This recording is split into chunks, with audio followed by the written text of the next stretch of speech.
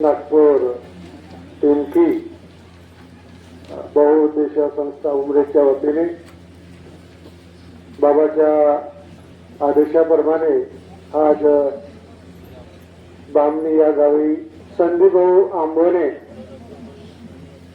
यांच्या निवासस्थानी नवयवन कार्य संपन्न झाले आणि त्या निमित्त भगवंत गुणाच्या चर्चाबैठकीला सुरुवात आहे। त्या चर्चाबैठकीमध्ये सृष्टीचे निर्माता जगाचे विधाता भगवान बाबा हनुमानजी उपस्थित आहे। भगवंताला माझा प्रणाम आहे। मानव धर्माचे संस्थापक महान तेगी बाबा जुमलेजी उपस्थित आहे। बाबांना माझा प्रणाम आहे। आपल्या बाबांना वेळोवेळी सहकार्य करणाऱ्या मातोश्री वाराणसी उपस्थित आहे। आईंना माझा प्रणाम आहे। आदरणीय मन वेळ भरपूर झालेला आहे, सर्वांचं नाव काही घेता येणार नाही आणि सर्व आदरणीय मन सर्व सेवक सेविका बालक बालिका यांना सुद्धा माझा विश्वास नमस्कार आहे। तर पहा, हे भगवत कार्याला जाण्याची इच्छा राहते त्याची इच्छा भगवंत पूर्ण करते। कारण पहा, काल आमच्या चितापूर या गावी नवं आव्हान झालं। शेरकी साहेबांना म्हटलं तुम्ही या आणि त्यांच्या शब्दाला मान देऊन मी सकाळपासून शेवकाच्या घरी गेलो। 7 वाजतापासून तर 10 साडे 10 वाजले आणि माझ्या घरची शेवकीनबाई म्हणे कोट चालला म्हणे ह्या बाया गेल्या कामाले तर त्या म्हणे एकतरी गाडी गेली पाहिजे बाबा आमनेले।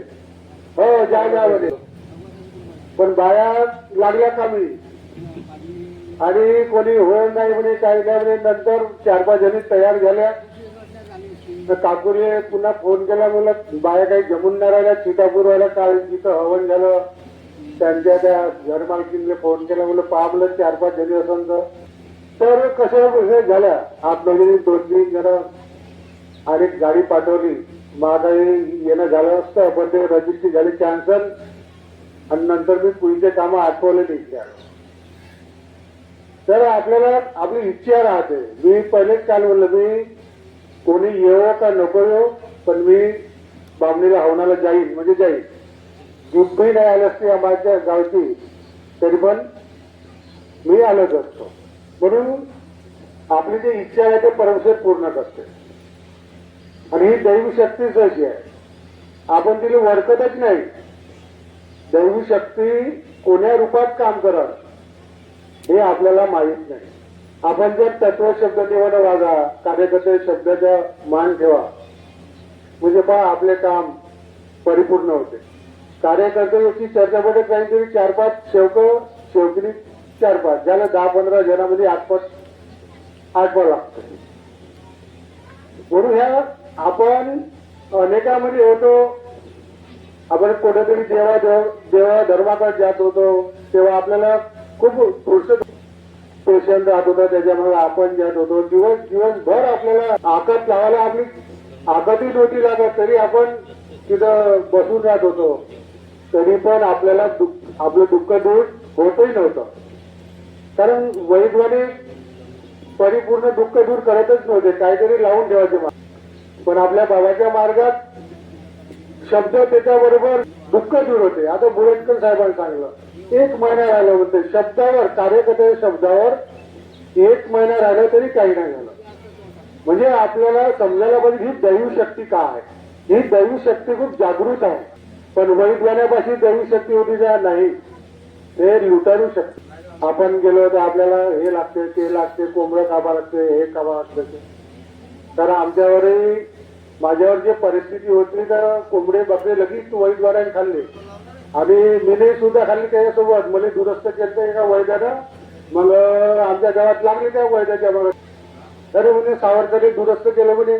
तर त्या पंड्याला बोलवा, पंड्यात म्हणे त्याला एक काळी बॅग आहे डॉक्टर सारखी घेऊ, अरे बस चालला। तर सावरकरने दुरुस्त केलं त्यानं, मग त्याच्या मागे लागायचे कोणाच्या इथे त्या सावरकरच्या इथे तो पंड्या चालला।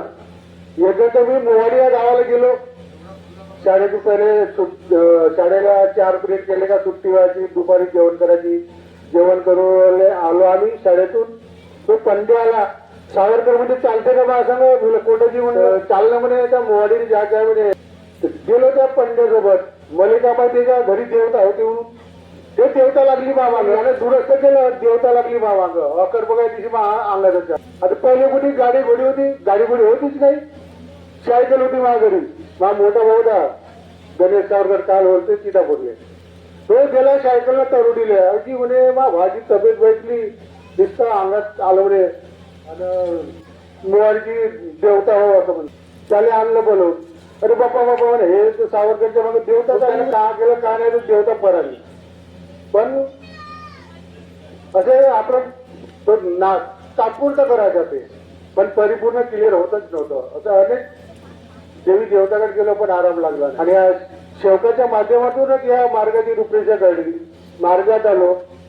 आमचे काकाजी होते तेव्हा गोविंदरावजी काकाजी आणि पहिल्याच दिवशी आम्हाला समाधान मिळालं म्हणून आपण या वहीत वाण्याकडे जाऊन त्रस्त होतो आपण कोणी सुखी जाऊ शकत नाही वैज्ञाने लुटून म्हणजे खूप आपल्याला लुटून टाकतात आणि जेव्हा आपल्या या मार्गाची रूपरेषा कळते आणि आपण कार्यकर्ते साहेबाकडे जातो तर पहिल्याच दिवशी आपलं दुःख दूर होतं पण दुःख दूर होतं सुखी होतं पण आपण त्या परमेश्वरी कृपेला विसरतो आपण समजतच नाही की आपण हवनाला गेल्याने का भेटते चर्चा बैठकीमध्ये का भेटते हे आपल्याला माहित आहे पण आमच्या गावचे शेवक जेवायला जातात मध्ये सर्विस राहते का खरगुड आम्ही जेवायला जात असं सांगा म्हणजे आम्हाला कामाधंदे नाही का आम्हाला कामाधंदे आहे पण ह्या दैवी शक्तीची आम्हाला जाणीव आहे की ही दैवी शक्ती काय होते हे दैवी शक्ती वेळोवेळी आपल्याला सहकार्य करते पण आपल्याला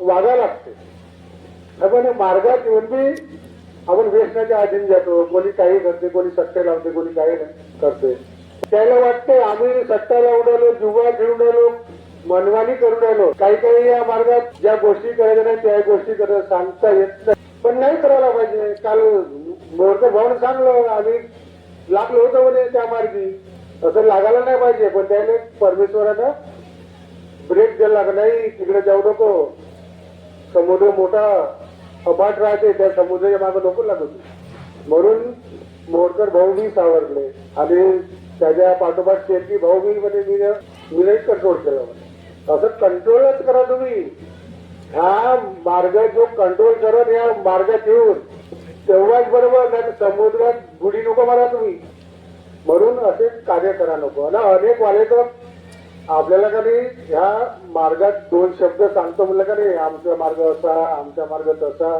सांगूशच नाही वाटत तो वाटत पाठवायचं अनेक मला हा का म्हणतो म्हणून बाबावाला अरे बोलूशच नाही लागत रंगरंगीचे बोलतो अनेक वाले का बोलून आपण कारण हा मार्ग आपणच खराब केला ना अनेक वाल्यात नाही केला आणि सावरकर म्हणजे काही सांगते म्हणते बाबावाले मा गावाचे शेवका पाहिजे म्हणते कोणी चोऱ्या करते कोणी काही करते कोणी काय करते अभे म्हणलं मी तर नाही केली मी म्हणलं चोरी काय म्हणत म्हणते मा गावचे शेवका आहेत म्हणजे चोऱ्या करणारे खोटे बोलणारे मी बोललं पाय मी रोजगार दुसऱ्या सांगेन हे एवढं भाषणबाजी नको मी तुला पैसे देऊन नक्की आणि तू मला भाषणबाजी सांगते हे पण आता नाही सांगून राहिलं म्हणते शेवकाची हो मला माहित आहे म्हणते शेवका कसं आहे तुला तुला माहित आहे ना तू आपल्या पाहिजे ठेव मापाशी चांगला पण अजून दुसऱ्या पाहिजे सांगू नको हो सावरकर भाऊ म्हणजे जाऊ दे काय तुला चांगला अभ्यास आहे म्हणे तर अभ्यास मापासून घेत जा चांगला हे बाकी विषय सोड म्हणलं हे असे अनेक वाले बोलते मागावचे शेवट खूप चांगले आहे म्हणलं काही करत नाही मस्त